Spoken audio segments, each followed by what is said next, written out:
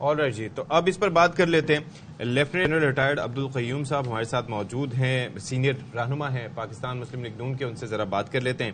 بہت شکریہ جی، آپ نے ہمارے لیے وقت نکالا اور ہمارے مارننگ شو کے لیے۔ یہ بیسکلی اس وقت جو بلاول کے حوالے سے ہم بات کرنا چاہ رہے ہیں کہ وہ گرج بھی رہے ہیں، برس بھی رہے ہیں، اور خاص طور پر لاہور میں جو کہ ایک ہوم گراؤنڈ ہے، ایک بیٹل گراؤنڈ ہے ایک طرح سے نون لیگ کا، اور وہاں پر وہی کہہ رہے ہیں کہ میرے تو مقابلے کے لیے مجھے پتہ ہی نہیں ہے کہ بندہ کون ہوگا سامنے۔ کوئی وزن ہے ان کی اس بات میں؟ جی اشفاق، بہت مہربانی۔ دیکھیں، بلاول صاحب کی جو گفتگو ہے وہ بڑی امیوزنگ ہے۔ اچھا۔ اور آف کورس اس لیے کہ دیکھیں پولیٹیکل لوگ ہیں، ان کو پتہ ہے ان کے فٹ پرنٹس پنجاب میں ایک وقت میں تو بہت زیادہ تھے۔ جب ذوالفقار علی بھٹو کو وزیر اعظم بنایا گیا تو پنجاب کی اسٹرینتھ پہ بنے، بے نظیر بھٹو صاحبہ بھی بنی تو اسٹرینتھ پہ بنی، لیکن پھر with the passage of time in leaders کی ایبسنس کے بعد حالات بڑھے، تو اس لیے وہ ادھر ہے۔ لیکن آج کل پبلک جو ہے نا وہ بڑی سمجھدار ہے۔ آپ ان کو امپریس کر سکتے ہیں یہ بتا کے کہ ماضی میں ہماری پارٹی کا کیا کنٹریبیوشن تھی۔ مثلا سندھ کا پروونس ان کے پاس ہے، اس کے اندر آپ دیکھیں کراچی کھنڈرات میں بدلا ہوا ہے، سندھ کی انٹیریئر کی حالت بہت خراب ہے، وہاں کی وہ باتیں بتائیں اور پھر فیوچر کا ویژن دیں۔ سر مسئلہ یہ ہے کہ ہر کوئی جو ہے نا اگر اپنی کارکردگی پہ بات کرتا ہے تو اس کے مخالف پارٹی کے پاس بھی بڑا مفاد ہوتا ہے اپنے مخالف کو بتانے کے لیے کہ آپ نے کیا کیا، جس کے لیے وہ آپ کے 16 ماہ کو بھی مینشن کرتے ہیں اور اپنے آپ کو ڈس ایسوسیٹ کرتے ہیں اس 16 ماہ سے پیپلز پارٹی والے۔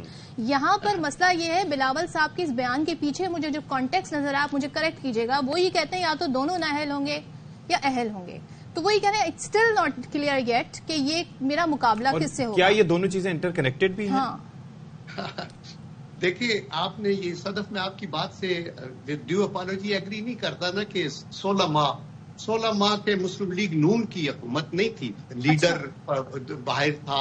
آپ دیکھیں گے یہ پی ڈی ایم کی حکومت تھی، تو آپ نے ایک سینٹینس میں ہم کیسے مان لیں کہ یہ نون کی حکومت تھی اور پیپل پارٹی کا کوئی؟ کیونکہ وزیر اعظم کی جو سب سے اہم پوسٹ ہے جو کنٹری رن کرتے ہیں وہ پرائم منسٹر شہباز شریف تھے، وزیر خزانہ اسحاق ڈار تھے۔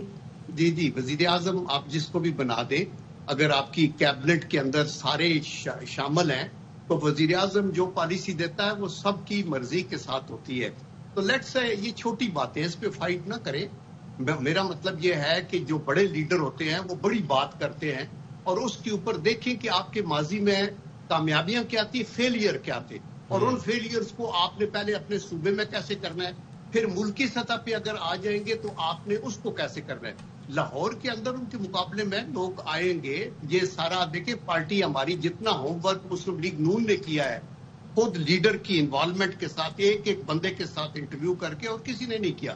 اور یہ وہ جماعت ہے جو ایکسپیرینس جماعت ہے، جس کا لیڈر 3 دفعہ پرائم منسٹر رہا، ایک دفعہ 2/3 میجارٹی کے ساتھ، اینڈ یٹ اللہ کی کرم سے ان کی پذیرائی ہے نواز شریف صاحب کی۔ تو ہم اس طرح with one stroke of pen کسی کو بھی ڈیگریڈ نہیں کرتے۔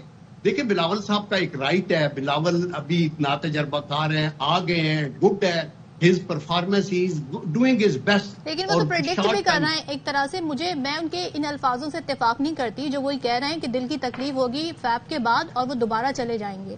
میں چاہتی ہوں بھائی سب کی صحت سے متعلق اس طرح کے کامنٹ نہ کیے جائیں، لیکن وہ یہ پریڈکٹ کر رہے ہیں غالباً کہ شاید آپ لوگوں کو شکست ہونے جا رہی ہے اور اس کے بعد آپ لوگ پھر یہاں سے چلے جائیں۔ دل کا درد ہوگا۔ دیکھیں یہ جو صدف بات ہوتی ہے نا الیکشن میں فتح یا شکست، اس سے آپ اس زندگی کا روک تو آپ نہیں لگا سکتے۔ پارٹیاں آتی ہیں، پارٹیاں جاتی ہیں۔ میں آپ کو honest to God with my experience of over 50 years, یہ جو میں کوریڈورز آف پاور میں رہا، سینٹ میں رہا، آرمی میں رہا، بہت سے یہ ادارے چلائے، اسٹیل مل، POF وغیرہ، بات یہ ہے کہ آپ کی کارکردگی کے اوپر بات ہوتی ہے، اور یہ جو اپائنٹمنٹس ہیں یہ حکومت کے اقتدار آنا جانا ہے۔ آج کے دور میں جو بھی پرائم منسٹر بنے گا اس کے لیے یہ بیڈ آف روزز نہیں ہوگا ملک کو چلانا۔ تو اس لیے آئی تھنک کہ ان کو اپنی ایفرٹ ضرور کرنی چاہیے، لیکن ان پہ آپ سیریسلی نہ جائیں کہ دل کو درد ہو جائے گا۔ میں بیسکلی ایک پوائنٹ جو ہے جس کے اوپر بات ہو رہی ہے، دیکھیے یہ سوال اٹھایا جاتا ہے نواز شریف صاحب کی جو بیماری تھی اس کے اوپر everybody was concerned, even یہ کہ اس وقت کی سٹنگ گورنمنٹ تھی، آپ کو پتا ہے شیریں مزاری صاحبہ شی گاٹ ایموشنل، اور پھر انہوں نے کہا کہ کس طریقے سے وہ بھیجا گیا کچھ ہی عرصے کے لیے۔ لیکن پھر اس کے اندر ان کو آنے میں 4 سال لگ گئے.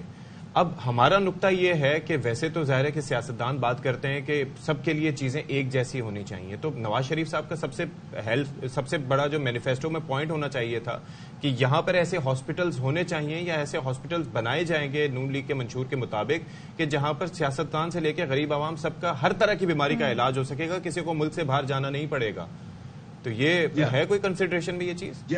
یہ بڑی جینوئن بات آپ کر رہے ہیں.